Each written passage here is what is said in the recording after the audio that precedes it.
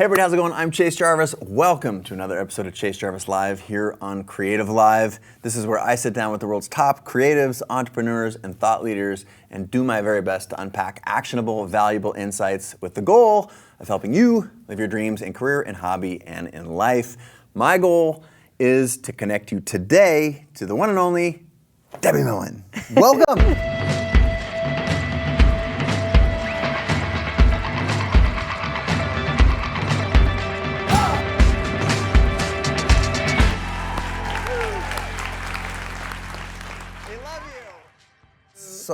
So happy you're here. Oh, I'm so thrilled. I'm going to give some context. So we are here. Well, we've been friends for some time. You've been on CreativeLive before. We met, I don't know, a year and a half or so ago. At the How Conference, yes, remember? At the How Conference yes. in Hotlanta. And we're here this weekend in particular because of something that you put together for Print Magazine. You want to give a little bit of background on that? Well, last year I became the editorial and creative director of Print Magazine. Amazing. And it's sort of there's a really interesting backstory. So when I graduated college, my dream was to work at a magazine. But it wasn't just any magazine. I wanted to work at Vanity Fair magazine. Of course. Now, this was back in the 80s, and it was pre-Tina Brown. Mm-hmm. It was a magazine at the time that was really more of a literary magazine with a bit of a focus on art. So one of the first covers they ever had was of David Hockney in a boat, and all you saw were his shoes and his socks and the bottom of his pants, like a rowboat. It was beautiful. Wow. Probably didn't sell a lot of copies on the newsstand. I'm wondering what Sock magazine today would be, but conceptually interesting. And at the time, I was the editor of the arts and features section of my college newspaper, which meant that I not only edited the paper, but I also designed it. And that was when I first became a designer. And so in an effort to get this job at Vanity Fair, I mocked up covers. And I did these sort of very German expressionist Vanity Fair covers. I sent my portfolio in, as you did back then. I dropped it off, and miraculously, I got a call back. Charles Churchward was the creative director at the time, and I got a call back. But I didn't get a call back to meet with Charles Churchward. I got a call back to meet with the Human Resources Department. Now, it was the mid-'80s. Okay. Bow blouses were in full fashion. I'm going right there now in my mind. I get My it. mother was a seamstress and made me all my career clothes. Wow. Literally career clothes? Career clothes. Oh, that's amazing. And I went to my interview in a little blue bolero jacket with a bow blouse with little pin dots and sort of A-line skirt, flat patent leather shoes, slip-ons. And I sat across from a woman who looked like she was one day going to star in a movie titled The Devil Wears Prada. Wow. That's what they looked like even back then. She had this beautiful shift on, beautiful thin arms, a bob, and I was this like chubby Jewish girl from Long Island wearing a bolero jacket. I did not get the job. But you stood out, probably. You stood out. I don't think so. All right. Yeah, I stood out like, who is that fat Jewish girl from Long Island? And I didn't get the job. And I ended up getting a job at a cable magazine and then a rock magazine. But I'd always harbored this fantasy to work at Vanity Fair. And I started working at print about 12 years ago as a columnist first, and now most recently as creative and editorial director. And one of the first things I wanted to do when I got this position was a riff on Vanity Fair's famous Hollywood issue. Get after him. You're like, I'm going to go there right away. I wanted to do that. And that was what last year's? So last year we did the print Hollywood issue, New York. And we got 55 of some of the world's greatest designers that happened to be in New York to come to the School of Visual Arts, where they were donating the space for us for the weekend to shoot all of these incredible designers. And we got Jessica Walsh and Timothy Goodman, and you name it, they were there. Sure. And it went really well. We had, I think, a 37-page portfolio in the magazine. Wow. Chip Kidd was on the cover. it was a record epic issue for us. Nice. And we decided back then, if it did well, we wanted to do another issue the following year, which is this year, in San Francisco. So the Hollywood issue, San Francisco. And here we are. And you graciously have donated your space. We have 60 designers coming through the next 2 days, and we are going to be photographing the great designers, illustrators, technology, entrepreneurs. If there's something, they're going to be here this weekend. The list is super impressive, it's and it's so well curated. You did such a nice job. I'm thrilled to co-shoot this with John Keatley, who's a good friend of mine from Seattle, amazing photographer. The fact that we get to shoot some video interviews of these folks to make available. A, thank you for including me. B, I hope you continue to do this. It's going to be a staple for the magazine for sure, and we've had so much fun working with the folks at print. And we're just getting started. Like it ramps up really big starting tomorrow morning at 8 a.m. or something like that? Something ridiculous, yeah. Thank goodness I'm on New York time. Oh my gosh. Well, I would like to shift the conversation, if we can, to that first time when you realized that you could actually make a living and a life doing what you wanted to do. Last month. You think I jest? Well, then tell that story. I want to know. Well, this is an interesting time in my life right now. As I mentioned, I graduated college in the early 80s, mid 80s, and I had a degree in English literature and a minor in Russian literature. And I often joke now that I have a degree in reading. Dostoevsky and all that. Yeah, oh yeah, all the great Russian writers, Dostoevsky, Gogol, Tolstoy, you name it, Oblomov. Wow. I mean, it's amazing what I read. There's a lot of very long books. Yes. And when I graduated, I knew that I wanted to live in Manhattan. And though I'm a native New Yorker, I had never lived in Manhattan before. I had lived in all the boroughs except the Bronx and Manhattan, so Manhattan was number one on the list. And I didn't want to be in a situation where I would feel like I was unstable where I lived. I needed to know that I could pay my rent. There was no option to go back home, so to speak. And so I lived in a fourth floor tenement walk-up. It was quite an interesting apartment. It was a railroad flat. I had to walk through. I had two roommates. They were a couple. And I had to walk through their bedroom to get to mine, which was uncomfortable at times. I think they have a word for that. Isn't that a closet? Like a room off a room? A room off a room. It was a straight line, and you had to go through one room to get to the next, to the next. And if they were, doing what couples do, I'd sometimes get stuck on either end, which made for difficulties. But it was an interesting time, and it was New York in the 80s. And the only way that I felt that I could be both creative and pay my rent was to be a commercial artist as opposed to a fine artist or an illustrator or a writer or a painter or any number of the things that I really, really, with all my heart, wanted to do. And so I launched this career in design, which turned quite by accident, out of desperation, really, into a career in branding in my early 30s. So about 10 years after I graduated, I stumbled into a job in branding. Had I known that that would be what I was going to pursue, I probably would have spent a lot more time paying attention to the things that I was doing in my father's pharmacy, because as I was growing up, I worked in his pharmacy. Oh, I love that. Which is where I sort of learned by osmosis about branding, why people would buy the things they did, why they'd choose the things they did. I was endlessly fascinated by that, not knowing that it was something I could ever pursue as a career.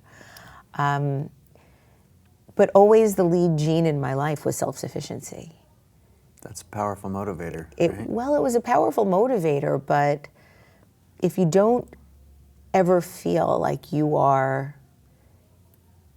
entitled or deserve self-sufficiency, no matter how much you get, you never feel safe. And I learned that through amassing an enormous amount of things that I thought would give me a sense of safety and security, which in fact never did. It's a hedonistic treadmill when you're looking for outside things to provide something that's a very internal state. And I guess one of the defining moments in my life was ultimately coming into branding quite by accident, ultimately helping grow a company for over 2 decades that I was ultimately able to sell. And at that point, everybody in my life was like, okay, well, you've been talking about doing all these other things. Now you have as much safety and security as you'll ever need. But if it's not an internally driven sense of purpose, it's nothing outside is going to give you that. And so it took me a whole slew of years after that to finally say, maybe you have to start thinking about, if not now, when? If not now, when? And so I was at the very tail end of making that decision when I was offered the CEO job of the company that I sold to Omnicom. I was offered the CEO at Sterling Brands, the company that will always be close to my heart. I was offered the CEO position and thought, well, maybe I should take that. You know, it's a big job, and I'm a woman, and take it for the team, and maybe I should do that. And maybe this is what I'm supposed to be doing. Maybe this is the thing that I'm supposed to just do. And it took me 4 months to decide. The then CEO, Simon Williams, my partner, who was the founding partner of the company, said to me, Debbie, if anything takes you 4 months to decide, you probably don't want to do it. Good advice. Yeah. And so finally, after 22 years, I left. And on November 1st was my first day of non-employment at Sterling. And since then, so what has that been, 3 months? Not even. I'm figuring out a whole new chapter in my life and doing all of these interesting things that I never expected to even be doing. So, one of the things that I've realized now that I've contended with is living my life from a point of view of scarcity. Yeah. So not only am I searching for security, but I'm also thinking that any opportunity that I'm being presented with is my last chance for doing that. Last chance for love, last chance for success, last chance for actualization, whatever it is. And what I never anticipated was, I thought, well, if I stop doing this, this will be all I have left. Never thinking, well, if you stop doing this, other things could happen. You're not living in a cave. And so it's been an interesting period of my life now to start to think about options. Help the folks at home understand how someone with your level of aptitude, sophistication, success on every external measure can have the dialogue that you just shared with us about needing external validation and about worthiness. And this has been the biggest struggle for me and the biggest path of self-discovery in my adult life. And I feel like this is my opportunity to learn from you and probably the folks at home. Like, can you talk to me about some of those key levers that created that so that people can realize that they're in that? Because you have to realize that problem before you can fix it. Oh yeah, I think you have to realize this, and I'm not even going to say that it's a problem. I was going to say, if I could take any word back right there, it'd be problem. This characteristic, it's just or the mindset. The human condition. Yeah. It's the human condition, and I have become a lot more comfortable with that condition after conducting all the interviews I've conducted with creative people. And the first hint of this came when I was putting my first book together, which is the world's worst title. It's called How to Think Like a Great Graphic Designer. It was the first book opportunity I was offered. I was offered this book by the publisher with the title. And I was so worried that if I said, I can't write a book about how great designers are supposed to think. Everybody thinks differently. And I thought, if I say no, I might never get another book deal. And so I went back to them and I said, how about if I interview designers and reveal how they think? And everybody might have a different point of view, but then you have this wonderful opportunity to sort of get into the heads of different people. And what I very quickly found was the greatest people that I was interviewing: Milton Glaser, Massimo Vignelli, Stefan Sackmeister, Paula Scher, Michael Beirut. I interviewed, I think, 21 designers for this book. Incredible posse there. All but 2 revealed over the course of the interview that they suffered from, in some cases, debilitating issues of worthiness, to just regular episodes of feeling unworthy. Every single person I spoke to had this condition, except for 2, Massimo and Milton. When I interviewed both Massimo and Milton, they were in their 80s. I think by the time you're in your 80s, it's like, okay, the gig is up. This is who I am. I gotta figure it out. And just take it or leave it, basically. So Everybody insightful. else, the greatest of the great. And subsequently, since then, I've interviewed close to 300 people on Design Matters. And it's not a show about design anymore, about designers. It's about how people design their lives. How does a creative person create the arc of a life? What is their trajectory? How do you make the decisions to do what you do?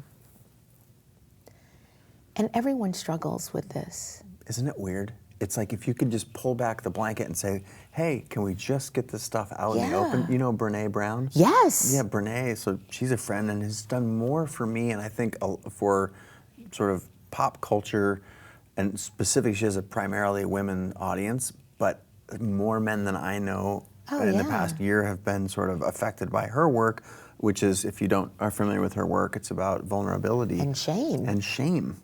And the concept that we have to hide and protect and pretend all those things because we think it will show strength, when in reality that is our biggest gift to the world, and that's when you give that's what you get, those things that are missing in your life. When she came out with that TED Talk, my head exploded. Yeah.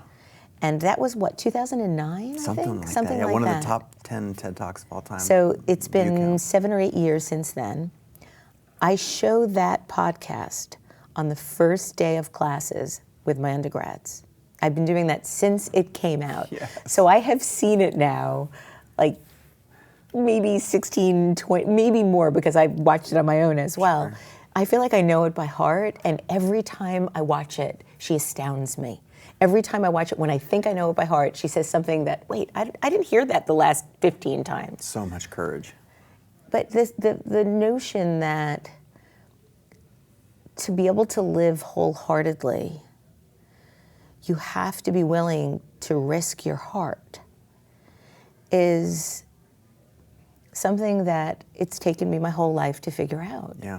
And so that's why, when you ask me the question, it's like, I feel like I'm still doing that. I love the answer. It's beautiful. It really is. And the fact that there is no finish line to this game, like that, to me, that's a great way, a great way to think of underscoring what you've just said. And I know, Tim and I, Tim Ferriss, we were just spending some time with Tim. He's across the hall. We're at CreativeLive. Love that guy.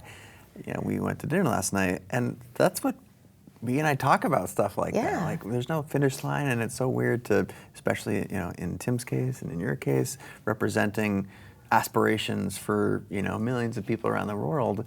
And if they only knew that at dinner we're talking about how to try and figure it out. Yeah. Well, I think that part of what we have to contend with now is what I call living in a 140 character culture. And we are able to communicate with such speed and immediacy that it becomes really difficult to see how a career or an aspiration needs to take time. Mm-hmm. And I say it all the time now, anything worthwhile takes a long time. Yeah. And in as much as I can look back on my life with hindsight and say, my 20s were really a decade of experiments and rejection and failure, I wouldn't change that now, because I feel that helped prepare me for the immense gratitude that I have for what I have been able to do now, 3 decades later. And the longer it takes, I think the longer it lasts. And I would hate to think that if I had really made it big in my 20s, that I'd have had to have sustained it all these years. I don't think I could have. I wouldn't have had the mental tenacity to be able to know what it would take, in the same way that I would have gotten killed at Vanity Fair. The universe has a way of providing for it, doesn't it? Can you imagine? I think back on my bow blouses and think, I would have gotten killed. I would have, it wouldn't have, thank goodness I didn't get that job. And at the time I was, just shattered, crestfallen, devastated, inconsolable. The universe has a way of providing. Yes. You've mentioned so many things I want to touch on in just that sort of first introductory salvo there. You mentioned books, you mentioned Design Matters, you mentioned Sterling, you mentioned what an amazing career, but let's, if we can tuck into that a little bit. Yeah. Your first book is How to Think Like a Great Graphic Designer. Pulitzer Prize winning title, not.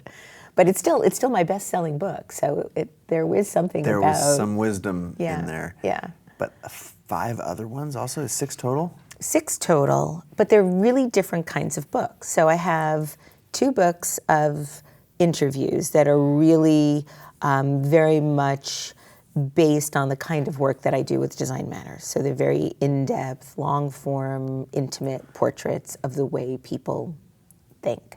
Design their life. And design their lives, yeah. Then I have 2 books that are sort of textbooks. One is called Brand Bible, and that's a book that I did with my first year of graduate students when I started the graduate program at the School of Visual Arts and Branding. I had an opportunity from a wonderful woman named Emily Potts, who was then working as the acquisitions editor at Rockport. She offered me this opportunity to do a book with my students, and that's called Brand Bible, and it's a book about how to create and sustain brands. And then another textbook is called Essential Principles of Graphic Design. And it's really funny to see these sort of textbooks in different languages in different parts of the world. I get images all the time from people that have the Japanese version or the Russian version. And then I have 2 books that I've done of illustrated essays, and that's really my personal work. The first is called Look Both Ways, Illustrated Essays on the Intersection of Life and Design. And the most recent is called Self-Portrait as Your Trader. And that one is probably the darkest of the 6. It's my most recent. My next question was, can we talk about that? Sure. Yeah, so you yourself called it dark, not my word, yours. It is dark. Why is it dark? What does it represent? And why should we care?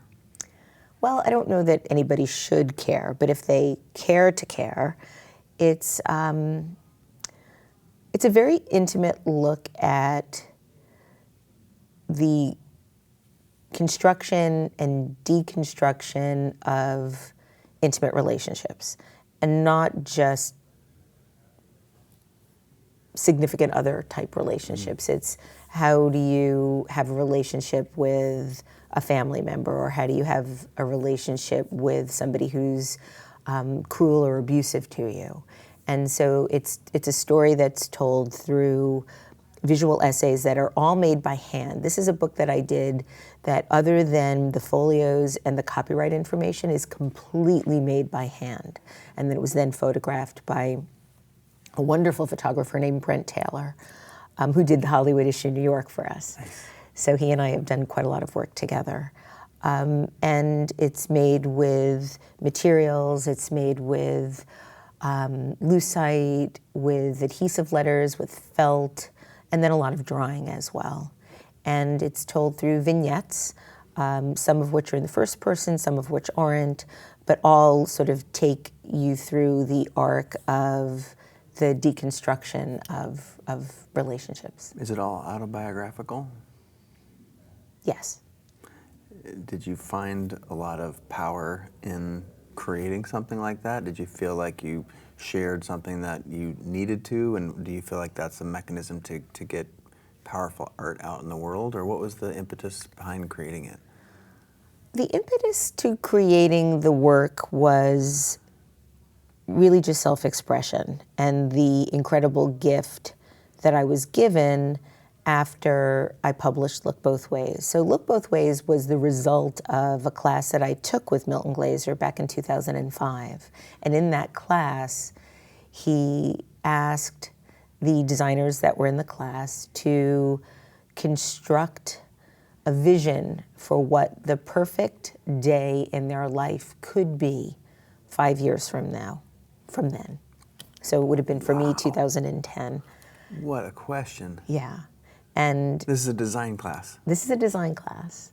And so he had us, and ordinarily, if he were still teaching the class, I wouldn't be allowed to talk about this. There was like this Fight Club pact that nobody was allowed to talk about what you did in the class. But Milton sadly has stopped teaching this class. He did it for, I think, 40 years. He said it was the most important thing he did. And now I understand why, because of the influence that specific essay has on people's lives. I remember you told me about this essay recently when we had dinner. It was like something I walked away going, wow. Yeah. Like the most important thing, one of the most important guys in design has ever done. Yeah, the guy that did the I Heart New York logo is saying that the most important thing he's done is teach. Wow, beautiful. So he asked us to take a leap of faith and create this vision for what our lives could be. And I put my whole heart into doing this essay, mostly because it gave me permission to fantasize. What he was really doing, and I didn't realize it at the time, was he was giving permission to everybody that was doing this to declare what they wanted. Yeah. Declare what you want. Make it concrete. And I spent a lot of time, I wrote it in my journal. It was like 8 or 9 pages of handwritten. And I made a list of everything that I'd put in the essay so that I'd have it really organized, because I love organization. And one of them was to do a book of illustrated essays. I hadn't done any illustrated work at all at that point in my life for over 10 years. Wow. And in an effort to try to make it happen, I sent a letter to a woman named Megan Patrick, who was then the acquisitions editor at F&W Media. And I created an essay. I wrote it, I designed it, photographed it, sent it to Megan. Never heard anything. And then I thought, she didn't say no. Maybe I should just ping her and get a sort of final answer. And I wrote her and I said, hey, Megan, I sent you this thing 5-6 weeks ago. Did you get it? She wrote me back instantly, no, I never got it. I don't know what you're talking about. Maybe it was because it was too big. I don't know. Maybe it went to her spam box. I sent it again. She got it. She said, it's a really interesting idea. It's not really in our wheelhouse of books, but I'm going to present it to the editorial board and you never know. She did. She got back to me. They accepted it. I remember I wrote her back and said, it's a miracle. And she wrote back, yes, Debbie, it really is. And so that was my first book. Now, of illustrated essays.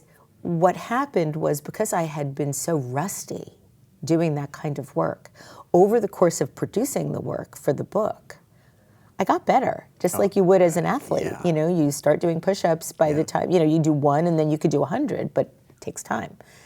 And I started getting better and more comfortable and looser with the work. Mm-hmm. To a point where F&W ended up having to cut me off because I kept redoing the essays. Like I just want to do one over. One more. Yeah. And they're like, no, that's it. No need to be done. perfect, just one more. And I wanted to keep my chops. And so I asked them if I could do an online visual essay every month on Print's website, because I was already doing my magazine column. And they said, sure, if you want to. And so that's what I did. And then Gary Lynch, the publisher, after I'd done about 3 years worth, so over 30, wrote me and said, maybe we should make this into another book. And that's how the other book came about. It was hard putting it all together and realizing that I was revealing a lot about myself, but not everybody knew that it was, people could assume if they wanted. And the most intimate essay was really hard to read. I can imagine. So what I did was, you'll love this because it's a photography story. I did, I think, 10 or 11 panels of adhesive mailbox type. Okay. And I wrote the story on these lucite panels. Wow. And we photographed the panels, one on top of the other, on top of the other. So the whole thing builds, and then you see the first one, you can read the first one perfectly. The second one, you sort of see the blurring of the type coming through. The way that the way Brent lit it was that it sort of lit from behind. And then by the time you got to the end, all 11 panels were behind the first panel. So it was a real challenge. You had to really want to read it if you wanted to read it. And I've only had a couple of people say, is that autobiographical? Because I didn't use my name. Yeah. And I'm like, yeah. Wow. So there are so many things embedded in what you just said. Not hearing no, assuming that it meant no, and then catching yourself. Like, wait a minute, I didn't hear a no. I didn't hear a no. Even when I hear, the one thing, I'm super sensitive and have taken rejections really hard to a point where if I get rejected, I won't try that specific thing again. But what I find is that it takes me a while and I sort of regroup. I mean, it might take a decade and I'll regroup. But I tend to then sort of come around it from a different direction to try to sort of make it happen. But I also, when I'm told no outright, I tend to push a little bit. Would you reconsider? Maybe. How about this? What about this way? But just you sharing that is so powerful that one of the world's top thinkers, doers in design, has that mentality, both the one that fears and feels rejection and then the one that, wait a minute, there's this sort of a real calculus that I'm like, wait, either I didn't hear no, or I heard a sort of no, or I'm going to push. Like that, there's a dialogue. Yeah. Regardless, even the content is like, it's almost less important, but that you, Debbie Millman, have that dialogue. So that's like, I want the world to know that because that will help you at home push through that thing. Thank you very much for sharing that. My pleasure. Anytime. So, books. Now let's go to the podcast. Okay. Design Matters. Incredible. Like one of the top podcasts of 2015. Yes. Millions of downloads. That was amazing. The most incredible guests.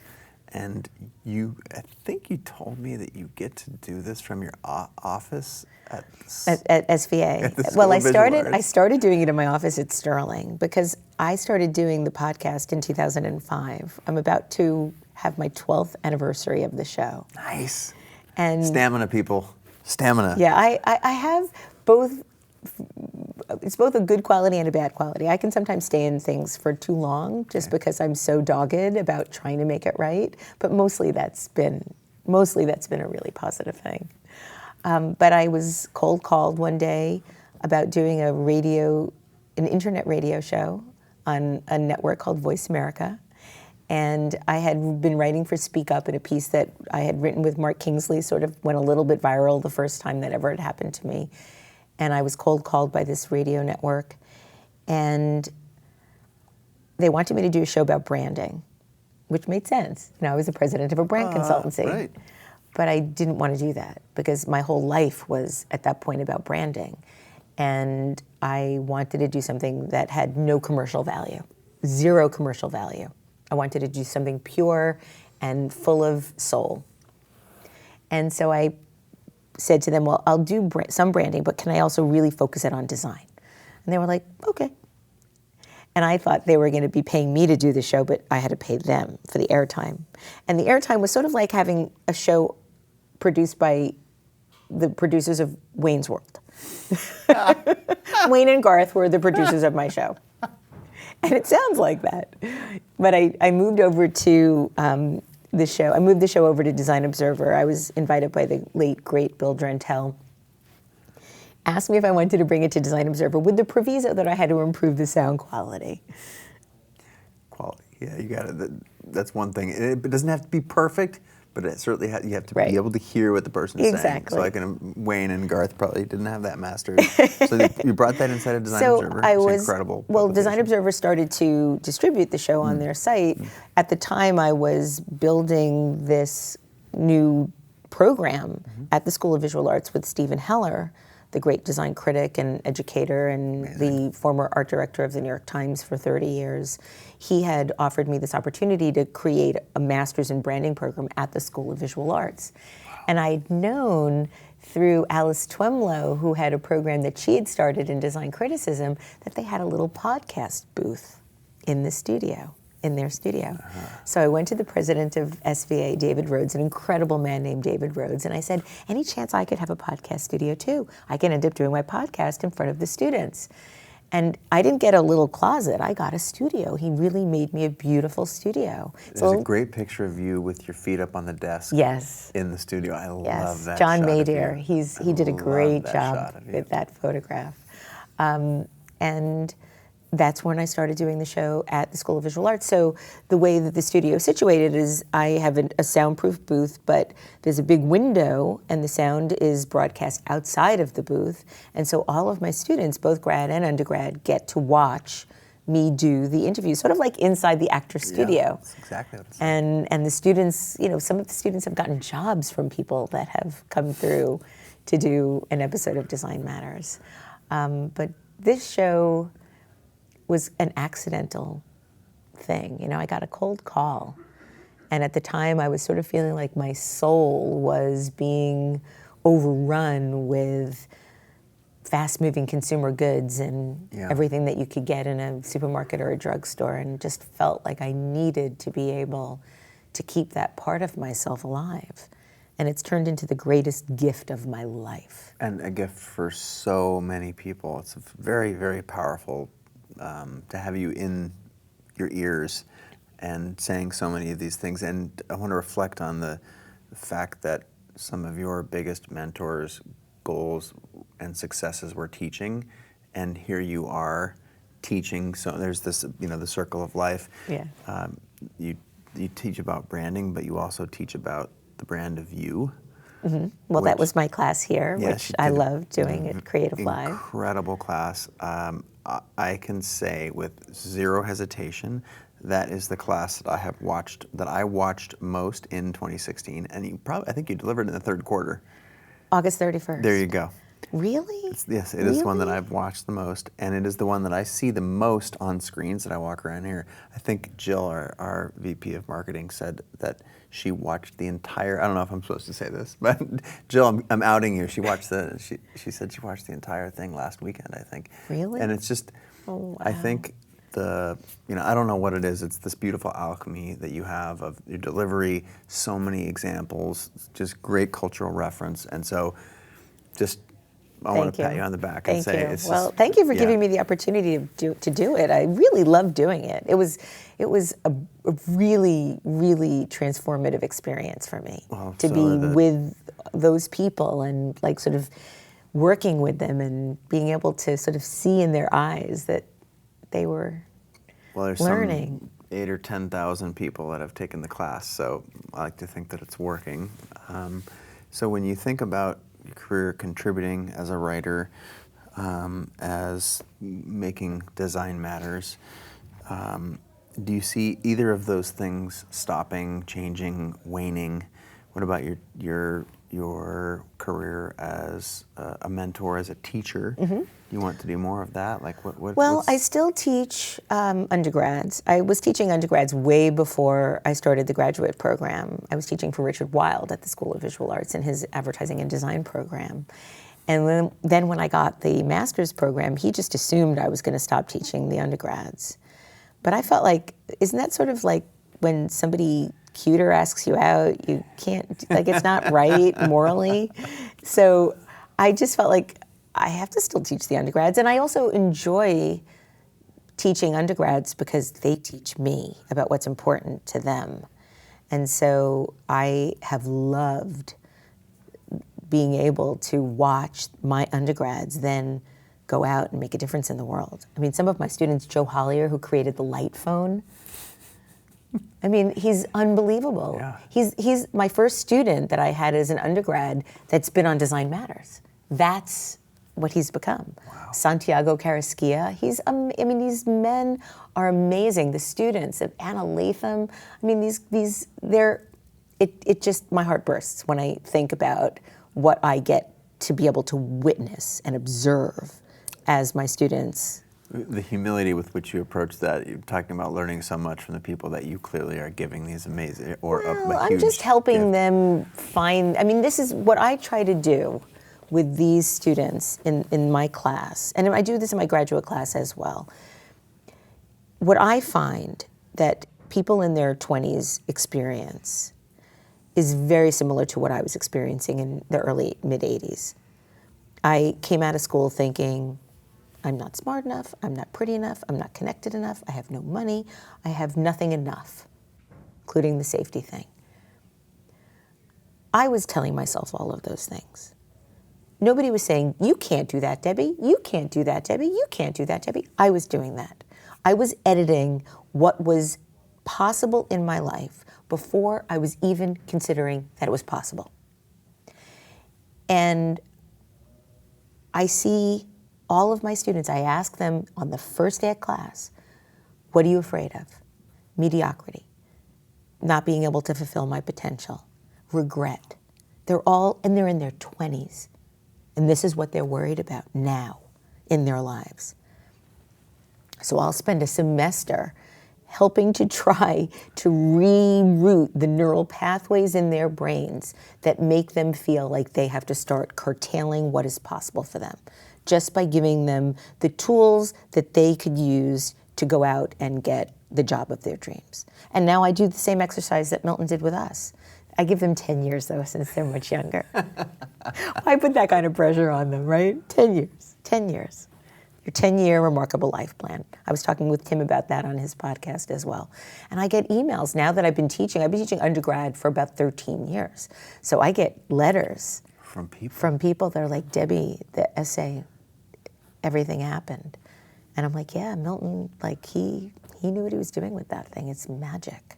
It's the declaration of what you want. It's once you are able to stand for it.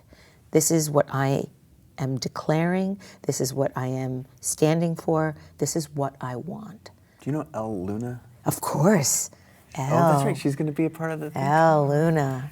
You get what you must have, yes, not what you should have. Absolutely, absolutely. And then this deserve thing, and it's the confidence thing.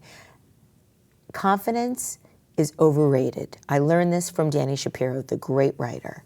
We were talking about confidence, and she was like, confidence is really overrated. And I'm like, what? She's like, yeah, most confident people, like overly confident people are kind of noxious. And I'm like, yeah, that's true. Usually they're compensating. She said, what's more important than confidence is courage. And I was like, oh my God. Confidence is created from repetitive success at doing something. You know you're going to get the ball in the basket. You have confidence shooting. I know how to create branded products. When I meet with a client and talk about how we're going to reposition their brand, I've got confidence. I have all of that stuff that I've been doing over and over and over again that's been successful that I can pull out of the suitcase and say, that's why I believe that I'm right. If you haven't done something before, how could you ever expect to have confidence doing it? Confidence comes after you've done it enough times successfully. So what's more important, especially in your 20s, is courage. Courage to take the first step before you have the success. Secret of Life by Dani Shapiro. That is gold. Gold. We also have a mutual friend in Tina Roth-Eisenberg. And Swiss Miss. Yeah, she's incredible. And we had a conversation once about confidence, and what she said, confidence is about yourself, but enthusiasm is about other things and other people, and how much more sort of joyful that is to be enthusiastic. How much weight do you put on sort of energy and positivity? You already mentioned sort of, growth mindset as something that is a thing that you're developing in this phase of your life. It sounds powerful. Talk to me about like the positivity and growth mindset, and just how you think about those things, and how you might give some advice to some young folks or younger folks or old folks. Old folks. Yeah. Well, when hiring, one of the things that was really wonderful about having had Sterling acquired by Omnicom was Omnicom University. So Omnicom University was started by a man within Omnicom called Tom Watson. It's now being run by a woman named Janet Riccio. she's a genius. They take the senior execs and they bring them to Babson College, which is the #1 entrepreneurial college probably in the world, certainly in the country. And a lot of Harvard Business School professors are there as well teaching. One of the most important things that I learned while I took numerous classes, numerous programs, was that you hire for attitude and you train the skill. With young people, with people that are entry level or thereabouts. Because the notion of being somebody that is curious, somebody that is open, somebody that is willing to learn is untrainable. Yeah. It really is. So Simon Williams, my partner, told me something very early on in our tenure together that I've never forgotten, and I'll share this because I think this is something really true about the way to consider your attitude.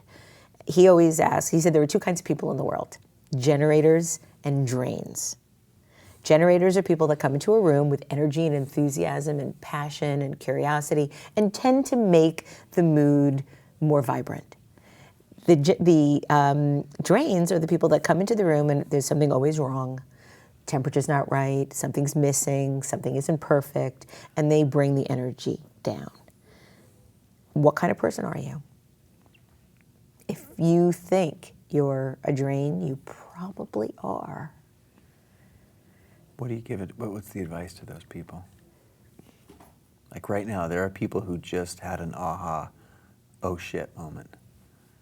Why are you so afraid to show your enthusiasm? I don't think that people are born miserable. Sometimes it's bad parenting, sometimes it's bad circumstances, but don't let that sabotage your life. You can live with whatever self-loathing you might have and not have to inflict it on others.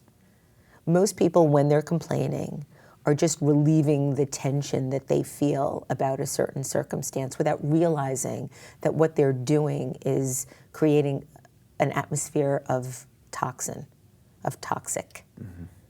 And all you're doing when you complain is relieving your own pain and then you're dumping it onto others.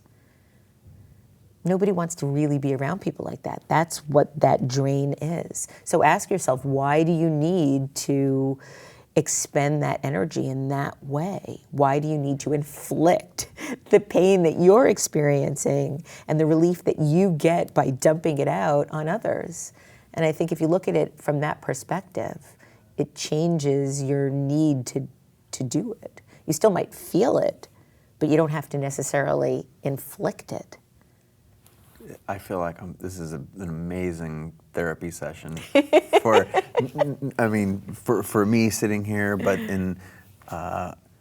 I feel like that's one of my favorite things about CreativeLive is helping other people realize their dreams and career and hobby in life. And we have something like 10 million students, and when you get sort of that many inputs, you start to see a pattern. And the part that you said, which resonated so deep with me, is people cut themselves off at the knees before they've even started. I know, and that's why I need to teach these classes, because I did that. Mm-hmm. I did that.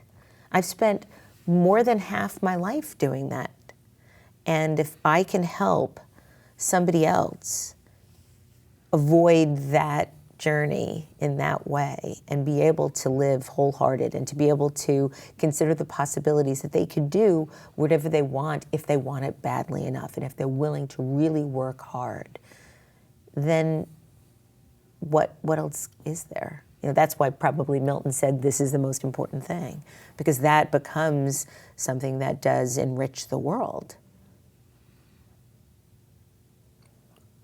I'm trying to be sensitive to your time. I'm cool. I'm cool. I secretly handcuffed myself to you, so you're not leaving. We're going to talk here the next 10 hours. I thought that we might spend just a couple of minutes before we let you get on the way to your party. Are there some things? What would you consider a couple of life lessons that we haven't covered in in a one-liner fashion, like what's a life lesson that you feel like you've told students before or that you've realized yourself? Can be something that you say every day, or I know there's a handful of them. I can feel it inside of you. So. I have so many. Yeah, I know. Well, for students or for young people that are looking to sort of make their way into the world, I will tell them there's no such thing as being a people person in the great scheme of characteristics. Nobody cares if you're a people person. And when I ask students, well, why is the reason somebody should hire you? Well, I'm a real people person. I'm a real hard worker. No, those are table stakes. Those are things that you have to be in order to exist in the world with others. With other people. Right? So what is the benefit for somebody to hire you? What people are giving you money to do this thing that you want to do or that you're trained to do or that you love. What are you giving them in return? What is the benefit that somebody will receive in hiring you? They're not hiring you for any altruistic purpose. They want a return on that investment. So what is the benefit that you can provide? If you can define what it is that you will bring that no one else could bring quite in the same way, then chances are you will have a competitive edge in an interview. So that's the first thing.